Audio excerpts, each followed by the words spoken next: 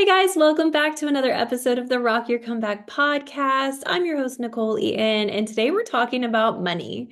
If you have whatever relationship you have with money right now, this is an episode you're going to want to listen to because I promise it's going to change your life. I have an incredible guest today, Danielle Amos, the Mystic Millionaire Mentor, empowering ambitious, high-performing women across various industries to unlock their full potential and achieve transformative success. Danielle, I'm so excited to have you. Thank you. Thank you, Nicole. Thanks for having me. People get into money because they're curious about it. And I feel like especially in this time period that we're living in, money is a major focus for people. Yeah, absolutely. And I believe that money is such an incredible tool for consciousness growth because we use it every single day. And it's so intertwined with our programming from when we were kids, from societal programming, so many rules or things that we were taught about money that we have are actually not true. And so as you untangle your relationship with money and you let go of what you were taught, you actually understand more about universal laws and how the whole thing works, and therefore unlock your next consciousness level as well. When I meet somebody who's dealing with money or talking a lot about money, they usually have a money story or a place they started because I feel like if you're born wealthy, it's not on your mind. What is your background here? Yeah, my money story. Yeah, so definitely a comeback. I would say, well, growing up, I come from parents who were teenagers and they both worked in factories. My dad worked multiple jobs. And so I grew up with the belief that you had to work hard just to make ends meet. And so that became a big part of my story. I hustled to get into university. I had four jobs to save for university. But when I started making money, it seemed relatively easy. And my parents used to say, "Well, aren't you going to save for retirement? Put some of this away." And I always had this belief that I would be fine. And I would say that to them and they looked at me like I was crazy. I'm like, "I don't need to because like I'm going to earn millions one day." And I would say this at like 12, 13. And then I got into the restaurant industry and, in the service world, and making tips was so easy. And so once again, I felt like it was easy. Then, in my years later, I went into a career and I decided partway through that career that I really wanted to become an entrepreneur. I felt limited in the amount of money that I could make. And so I jumped into network marketing thinking that was the path to millions. And for some, it can be. It wasn't for me. I really struggled. I fell flat on my face, actually, and spent years really hustling at this side job that was making a couple thousand a month, but nothing to replace my income. So I did what any logical person would do who had like a six-figure job, quit. I quit without any backup plan, and I decided to put all that time into the side hustle, thinking that that was the answer, like just more time, more harder work, and it wasn't. And at that time, my expenses didn't decrease. And so I found myself in over $100,000 in credit card debt in a very short period of time. And at Yeah. that point, I was scared. I was freaked out. Like, what does this mean? I'm going to lose my house. I had a daughter.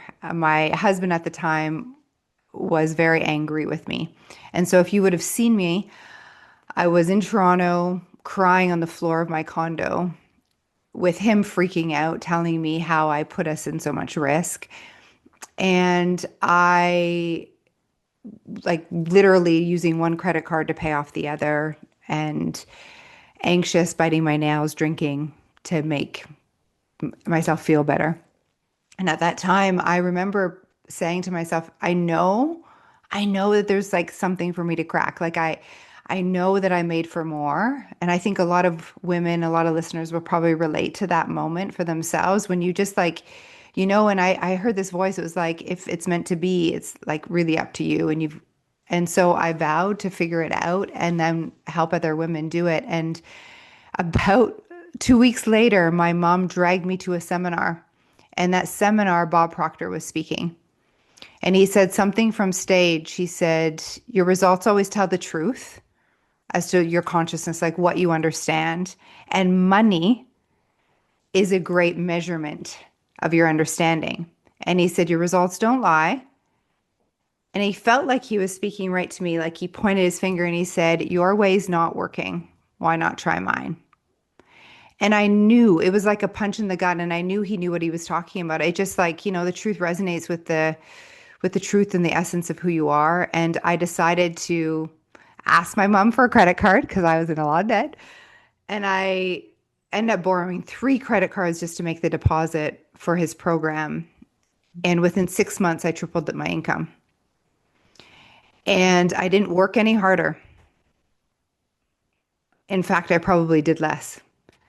I really changed my mindset. I understood who I was in relation to money. I took full responsibility for my results, and the rest is history. Now it's like, that debt quickly disappeared.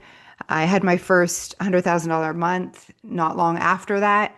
And now I help other women. And I'm on a mission to help women earn their first million because I think, well, abundance is their birthright. And why not? When money is available to us and it's infinite, why not earn it? And if you don't really want it, give it away. Wow, what a story, first of all. And second of all, I know there's so many people listening who are currently in the state you were in of either they've gotten the message from society that you should be going all in on your business and now they're in massive debt and they're not looking at any results or income coming in, or maybe they've been trying for a very long time to make money and they don't feel like money's easy. They feel like money evades them. Where would they start to make those shifts? And what are those core principles that you started to use? Yeah, the first thing to do is to understand that money is responding. Like money doesn't have its own energy, it's responding to you.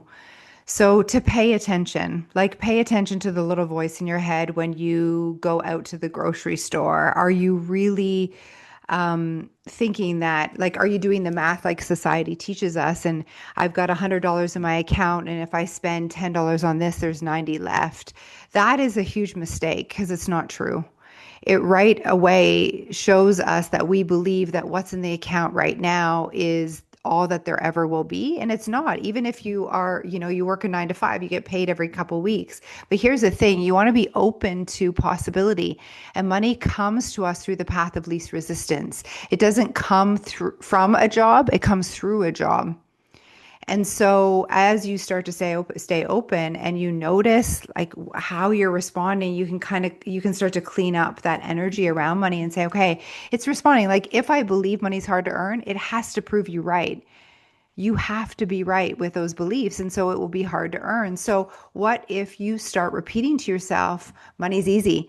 Money's everywhere. And in the beginning, you don't believe it. It sounds crazy. And I know you also do this with your community. It's like, it we sound in the beginning like, our subconscious mind and that part of us wants to go, okay, you're faking it, or, will tell us all this junk, but it's not true. It's the repetition. We've got to learn to reprogram our subconscious mind to the truth rather than the limitation, the poverty mindset that we were programmed with. So I love repetition. I love like observing myself, noticing how I react in our body it tells us a lot. If we feel good, we're in a great vibration. If we feel bad, we're not. And notice if it feels icky about money, get to that root cause, that thought, and go, is that true? What if it was easy here? Where do people make the jump? So I know a lot of people listening are maybe in disbelief, right? So money's been hard for years, Danielle. How do I start believing that it's suddenly easy? That does feel like lying to myself. Where is the gap? Because I think that when people are changing their minds, that's a huge one, right? Is how do I go from this to that? Yeah, and that is the work. That really is the work. And Napoleon Hill in Think and Grow Rich, he has a chapter on persistence. And most people quit before payday, quite literally. And I believe it's persistence and discipline of the mind, not action. Yeah. And so it's the persistence. Are you willing to, quote unquote, let's say, use the language, lie to yourself until it's not a lie? Until you start actually experiencing these new beliefs that you're embodying, and you'll know that you are now believing because you can't fake believe. So there'll be time, but that's the repetition, that's the work. And you'll know that you're believing it by what's happening in your physical reality. So if all of a sudden, maybe out of the blue, quote unquote, my clients love to say that they're like, out of the blue, this happened. I'm like, it's not out of the blue. But out of the blue, I received a refund from like one of my clients just got $7,800 back from her mortgage. They overcharged her last year for mortgage, and she was doing a renewal and they found it. I was like, okay, what? That doesn't happen, but it does.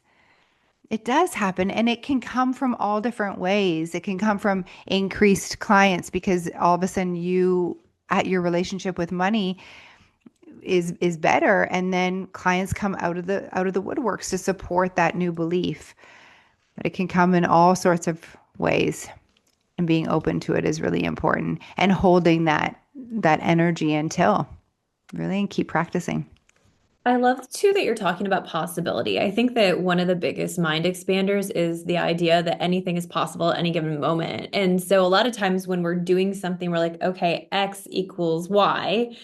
And if I do this, it will have this result. But when you're saying X could equal any letter of the alphabet, then Totally. then things, yeah, I actually had this conversation with a client right before we got on this. I was like, usually when one client ends with me, another one picks up. That's just where my energy is. Like I just always have clients flowing in. I'm very, very lucky with that.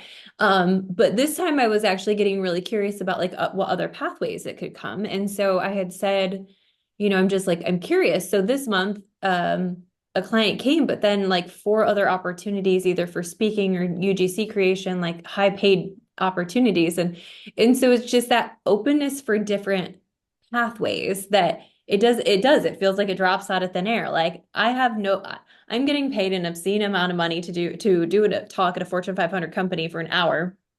And but part of me is like, like I have no business.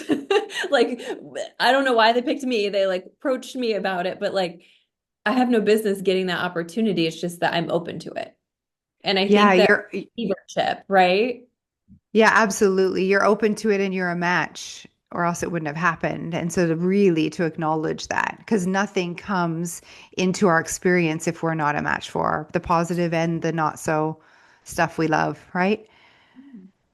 What are the things that you had to change? Like, what are the beliefs that you specifically had to change from being $100,000 in debt to going to Bob Proctor's to making $100,000 months? Like, what are those shifts that you personally made? Yeah, first of all, understanding that money is energy. We talked about that, like it's responding to my beliefs around it. The other is that money is everywhere and that it's actually infinite, not finite, like what we are taught. And the best way that I think about that or wrap my head around that is if we think of the infinity sign, and there's a law. So a lot of the work that I do is backed on universal laws. And if you think about the law of giving and receiving and the way that money must be kept in circulation. So if you take money and let's say you have money in a savings account at 0%, it's right there rendered useless, and it will kink your money hose. So, or maybe it's in a jar, like in a savings jar on your counter for like a rainy day type thing. That money must be kept in circulation because money needs a place to go. It responds to desire, it responds to need. And so I think about this infinity sign in the law of giving and receiving because it's actually infinite. If you think about it, like I invest in your program, you invest in Anna, our friend Anna's program, Anna invests in mine. It's like this, it's moving. And it's infinite because of that reason. And the moment you take it out of circulation, it has no use. And so there's no need for more to come right Yeah. there because you've got it there. So that doesn't mean that we don't like quote unquote save. Sure, save and put it into something like a simple GIC or invest in so that your money's making money and therefore it has use again. So that was a really important one for me because I would just like many of us, because I was programmed to think, save it for like, what if something bad happens? It's like, no, enjoy it. All you have is now and keep it in circulation. Now, the energy in which you circulate it really matters. Most of us don't pay attention, or when we are interacting with money, we're not in the best vibration because of the programming around it, and we've this not enoughness, right? Um, and so right there, becoming conscious of the energy in which you are in when you take that action. So let's give a few examples. You receive a phone bill. Now, a lot of them come by email. And let's say that phone bill, you were traveling, so it's double the amount. In Canada, our bills are crazy. So let's say it's $500 a month. And you open that, and at first, you're like shocked, and you do the math that we were taught. You've got $1,000 in your account. This is 500. That gives you $500 left. But that's not the math you want to be doing. It's really limited. It's like the 1 + 1 is 2, which is actually so 3D, so limited. What if 1 + 1 is 11? And so how you do that math with something like a phone bill is you notice your response. It's like, and it's not like the response is wrong, but that's a reaction based on the way you were programmed. And you can react with that way, or you can respond with a higher level of consciousness. And one is that money must be kept in circulation, it's infinite. And if I actually circulate and pay this bill in a certain energy, it's going to come back to me tenfold. And there's tons of books on this. Science shows how this actually happens. But if you were to pay that bill, and you want to regulate yourself so that it feels good. And how I do that is use the law of relativity. So if it's $500, I'll say, okay, what if I imagine that bill was $50? What energy would I be? Like $50, no problem. I can pay that easy. And so I actually like use some visualization. Our subconscious mind doesn't know the difference between what is real and what's imagined. So actually use that and imagine it's $50. And now some of your listeners might be like, yeah, but you're faking it because it's not. Well, just hold on a minute. No, it's not, but it's actually not real anyway. It's just numbers on a paper. And so if you can energetically use this principle and pay, I don't like to use the word spend, but if you pay or invest in your phone bill with an energy of appreciation and gratitude.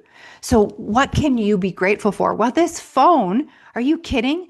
I could have a call with a prospect in the next hour and earn $1,000, $10,000. This phone I could post on Instagram or do, and it could result in XYZ. So really get into that energy of gratitude and appreciation and see how by paying this phone bill, having this service, the money comes back. And that's the 1 + 1 = 11. And so you pay that invoice, you invest in the phone, and an investment has a return on investment. And as I invest in that service through gratitude, appreciation, it's like you put your money in a multiplier machine. So if I invest in that energy, it's like whoosh, $10 comes back for every dollar I put through that machine of appreciation. And then you want to visualize that actually happening and see, okay, thank you. I'm so grateful for this service, which allows the clients to find me easily and effortlessly. This is so much fun. This is easy. I love the fact that I get to pay this phone bill. And then let it go and have some fun with it and release it and notice how it starts like showing up out of the blue. I love the idea of like putting it through an appreciation filter. Actually, that's one of my favorite beliefs I have is everything that I spend returns to me tenfold. And I actually, I've been locking that in for a long time. And there's even moments like last night, me and my daughter went to get her prom dress. I love Prom it. dresses are a little more expensive than they were when I went to prom. I don't think she tried on one that was under $600 or $700. But, I'm like looking at that and I'm like, this is a lot for a dress she's going to wear for 2.5 hours. But, oh, okay, she's super excited about it. And I genuinely had to be like, scan my card. Everything, like, luckily, everything that, goes out returns to me tenfold. So I don't really have to worry about the $600 coming on my account. She's over the fucking moon about this dress. She feels like Mm-hmm. a princess, but also just putting that energy out there. Now, I will say that I have met some women who preach this and talk about it, um, but they're still broke. Is there Yeah. an area we can get in trouble or people listening can get in trouble when it comes to like bypassing or saying it, but just never really connecting the belief? Oh, for sure. Okay, this is one of the biggest problems, isn't it? Because knowledge isn't enough. Like you can read the book, but unless it's embodied, unless it's applied knowledge, it's not going to work. So, and you can't fake believe. I already said that, right? So you've got to really pay attention and be conscious. Like, how's your body feeling? So I was going to say, Nichole, as you were buying that dress last night for your daughter, like it's really wise to pay attention to the energy that you're in. And if you are anxious underneath the excitement for your daughter and you don't believe it's coming back to you, it won't. And like Bob Proctor said to me when I met him 10 years ago, he said, your results always tell the truth. So you'll notice, is the money coming back? So if it's not, it means that it's not embodied. You don't really believe it yet. Yeah. And that's your work, is then how do I really believe this? And I would say make sure you understand these principles, like actually like write them out, some of the things that I've said today that resonate, and then go to work and practice being in praxis. So praxis is a word, Praxis, and it means where your beliefs are integrated with your behavior. And so say, okay, well, what are some of these beliefs that I'd like to try on? Because right now, I don't believe that money's everywhere. It comes back. Let's use that one, that money comes back to me. Well, what small things can I do every day? Because here's the thing. Remember when I said money is such a great topic for our like conscious awareness and growth because we use it every day. We cannot avoid it. So it is such a good tool. So go out and just live your life and notice what you attract. Okay, you're about to put gas in your car. Notice the energy with that. And then play. So, how I gave you the game of using law of relativity to decrease the amount of the phone bill, use it the other way. So now you're putting gas in your car, it's $50. Imagine it was 500. And stand there and imagine it's 500 until it feels great. And then notice the energy and thank the gas company. Same thing when you're out for lunch. A great exercise I give my clients is most people decide what they're going to eat based on the right-hand side of the menu. That's why a lot of people eat chicken and burgers. Yeah. But what if you covered the price and you only chose based on desire? There there aren't many people that can't go to a restaurant and it's not going to break the bank for them to choose a steak that's, even if it's $20 more, you can afford that. But practice being in desire and notice what happens. And then when you pay the bill, imagine, so let's say it's $100 bill for dinner, imagine it's 1,000, and regulate your nervous system with this money. And it's all through your imagination. Yes, you are also living life, but you're going to live life anyway. So why not be practicing these new beliefs in real time? So when you're envisioning you're getting your bill at the restaurant, when you're envisioning that feeling of that bill being more, are you envisioning, so you're just working with your body to adjust the feeling in your body to that bill being $1,000 as opposed to 300 or whatever the case Yeah, may be? you got it. I always add a zero because I Yeah. think like that's like why not? So if it's $100 and it's like, oh yeah, I go out for dinner and $100 I can, like that's kind of normal maybe, right? So $100 I'm fine with. Like my nervous system's regulated, pay it. It's kind of what I was expecting. But if it was $1,000, I might be like, so notice that. So this is what I mean. We're going to pay attention to the feeling in our body. So you're exactly right. So then you're going to sit with it and can I transfer, like literally transfer the feeling I have from the $100 bill to the $1,000? And I imagine I'm paying $1,000 bill. And then you can have some fun. And what if you tipped the bill, 100% of the bill? So if the bill's $100, leave a $100 tip and notice what happens with, and even that like is going to trigger so many money stories, for you to then move through in real time, just objectively observing. Yeah, I love the idea of so I do a lot with like scaling set points. A lot of the work that I do with people is like identity and like willingness to believe like what kind of person you are and creating magnetism around that. And so we work a lot with set points, which you're talking about on like an internal level in practice as you're going through your day. And I think that that embodiment practice, like A lot of people manifest and then they go, live their day and they complain about everything, right? And Yeah, the yeah, station doesn't work, Nichole, because like I did it this morning, but the whole rest of their day they're worried about the bills and they're freaking out about their tire pops on the way to work and they've got to get a new one. They're freaking out about the price of that. And so the amount of negative energy that they're still pouring into the moments is so different than what they said it in the morning. yeah, Is anyway, so I really like the ways you're talking about breaking it down into the moment so that you can stay embodied in the energy of handling it is really what you're saying, of handling it, of feeling good and totally. being fine nervous system wise and energetically, spending and receiving. Yeah, you got it. And here, like for me, I think of it as I'm in alignment with truth with a capital T, like truth and universal truth. Like I really see this as I can break down money in so many ways as it relates to universal laws, like that law of giving and receiving, for example. And like I'm doing my best to live in harmony with those laws. And then it works. And so regulating myself so that I'm have the perception of that truth. Does that make sense? So it's like I perceive myself, and this is, the identity is like understanding who and what you are on like a extension of source God. That's Yeah. like for me the ultimate identity to embody. When working with Bob Proctor or Bob Proctor's principles, Mhm. what is one that you just hold near and dear to your heart that just feels like that was the one, that was the thing that just flipped a switch? Oh, that's a good question. I mean, I mentored with him really closely right up until his passing, and it was very cool to be in close proximity with him to see how generous he was.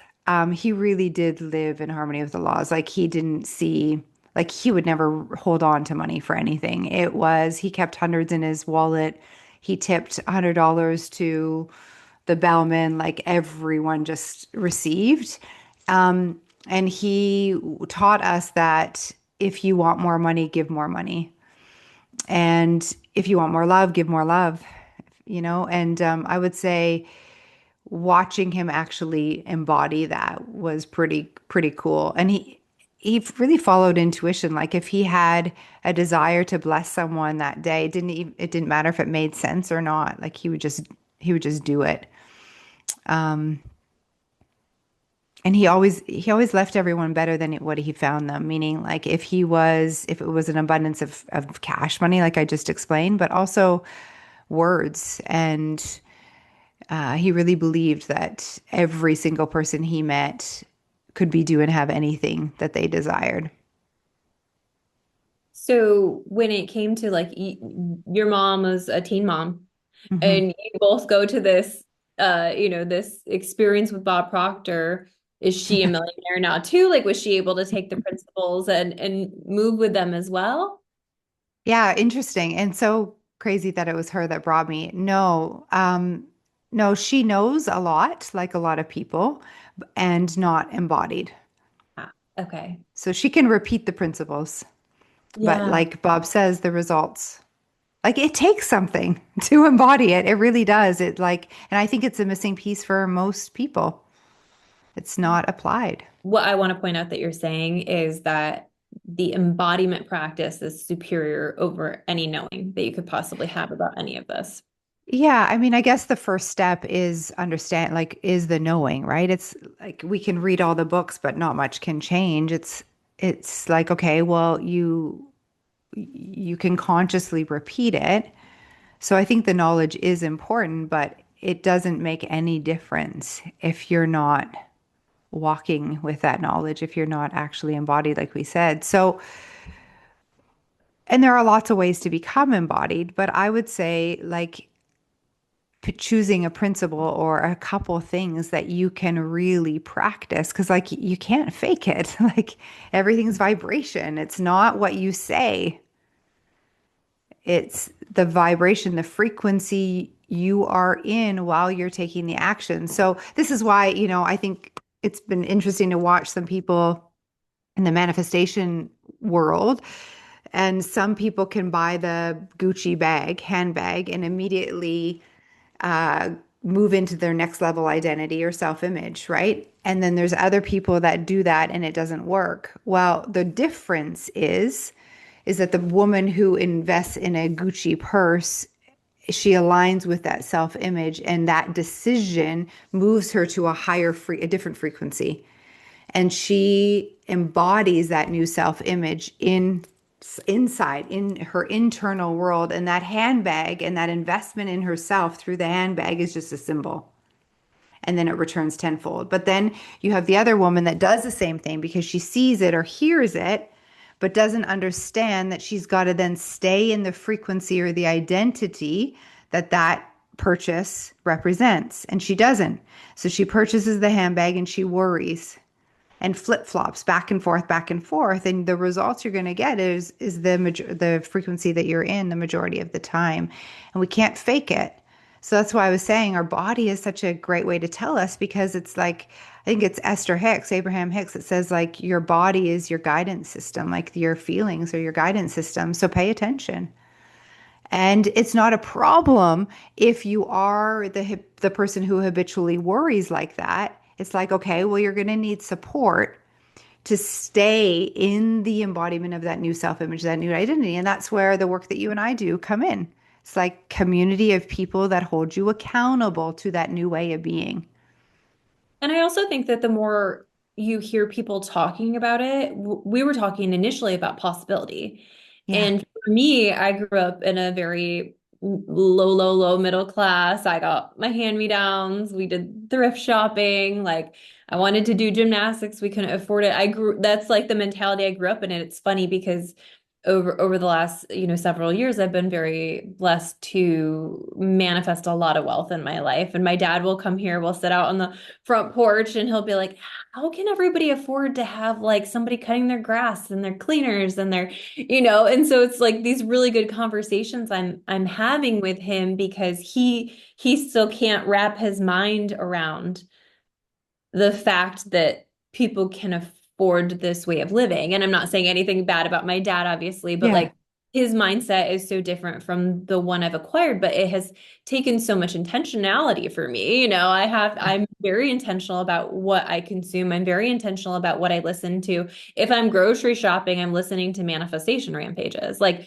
when I'm resting, when I'm doing anything, I'm just letting myself be filled with new ideas of ways to think about my world and about my life and things that I haven't even dreamt up that I would manifest that are now coming into my experience. And so if you're like, okay, I'm not at the place where I can afford a coach, or I'm not at a place where, I'm ready to take that leap, there's a million free resources. There's a million books at the library. Like Bob Proctor's got a ton of videos on YouTube that you can Totally. start to learn more about the tools and the tactics and the different beliefs and ways to start the process of letting those thoughts become your new reality. Those thoughts become your new beliefs. So if you're listening and you're feeling a little discouraged because you're hearing Danielle talk and you're like, oh, like I do know this, but it's not quite clicking, like the embodiment practices that you gave are fantastic. It's just being intentional about doing it. And like you were saying, like I feel like the thing that changed the most for me was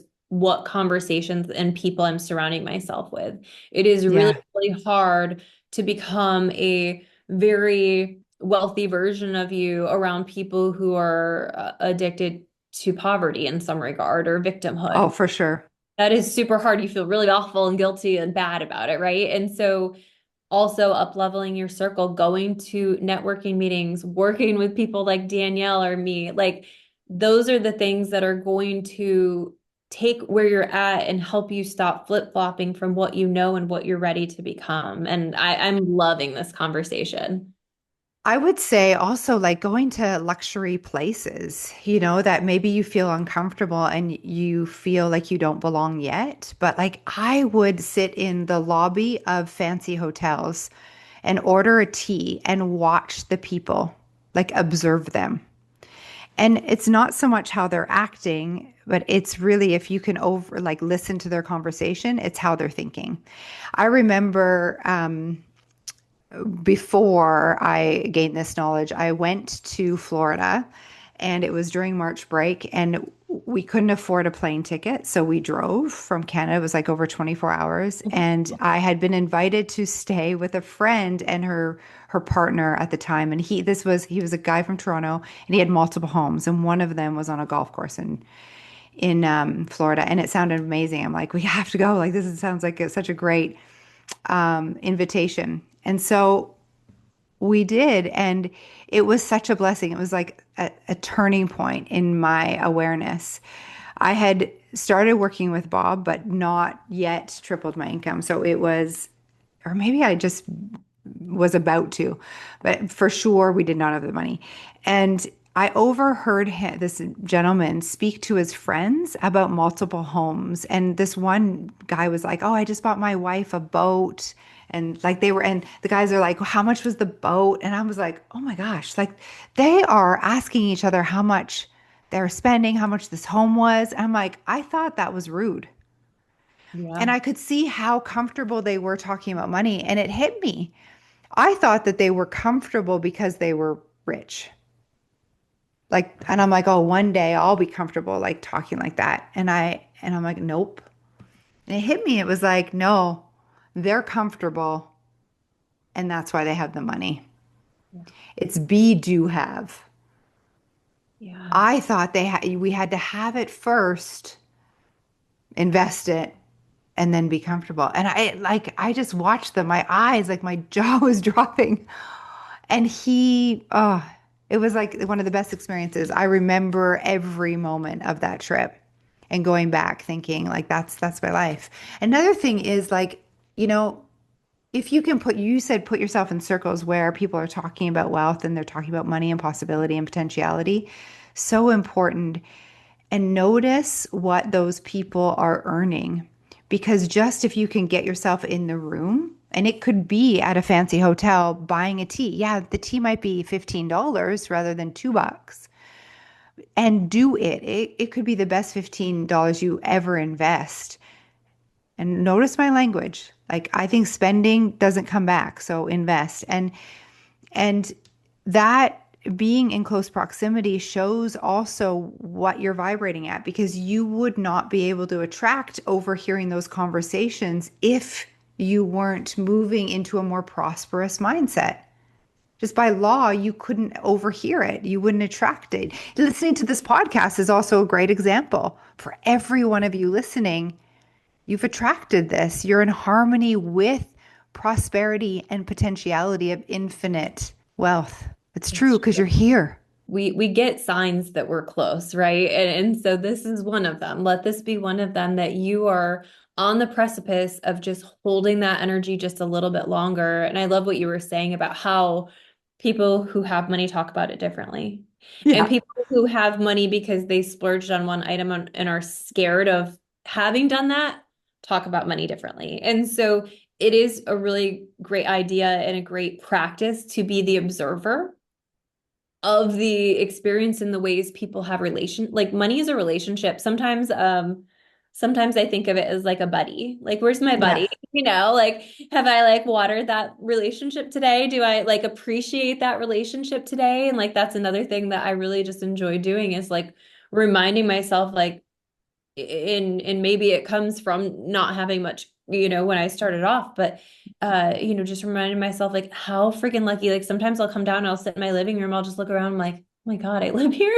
Like this is crazy. Yeah. If I get to live here, like that's holding appreciation for even the things that you do have that you do love or obsess over, like that matters too. So if you're still kind of like, I don't know where it is, like start there. Start with just Oh that my gosh. holding gratitude and appreciation for the things that you are really grateful for that you do have, like that you can't believe that 10-year-old me would have never been like, hey, this is my house and my backyard and my life. That is such a good point, Nicole. I think when people are starting off and they don't yet see the results, sometimes that can be really hard to find gratitude for what they already have, but it's so key. And I often say with my clients, it's like if let's say you find a dime And you might pick it up and go, okay, well, that's not going to pay the phone bill. Or they'll receive a client that's for $100 and they're like, well, that's not enough. And that energy is really quite dangerous. It's like we discard the dime, we discard the $100 because it's quote unquote not enough. But it's like, well, can you be grateful for because you are in now harmony with more money? A dime is more money. And if you can't appreciate and have gratitude for the dime, there's no room for the 10,000, the 10 million. There just isn't. I really believe that a grateful heart is the spot for miracles. And I think what you were talking about earlier with just knowing the universe, like knowing the abundance of the universe, knowing how vast, knowing like knowing how that feels to be a part of it, to be an extension of it. When people ask me about manifesting in my personal life, like I didn't grow up with any kind of religion, but I'm very spiritual. And so I always say, like, for me, manifesting is my relationship with the universe and knowing that, like, I'm taken care of. Like, I don't have to figure it out. I don't have to worry about it. I don't have to, like, whatever. I'm just so friggin' supported. Even in moments in my life, like, I remember when I had my daughter when I was 20. We got married when I was 19. We were broke. Daycare that time of my life just wiped us out. And I remember we were getting like notifications that our lights were going to get shut off or our heat or whatever. We lived in Mhm. upstate New York at the time. Our heat could not get shut off, right? So Yeah. we were in this position, and I remember I was started reading The Secret, and I was like, this will be taken care of for us. And we got a deposit from a cruise line that was like $2,500. And I'm like, that's bad. My initial response was, that's bad, because we went on a cruise with my parents and my email or whatever. So I called the cruise line. They're like, we don't have any record of this on our end.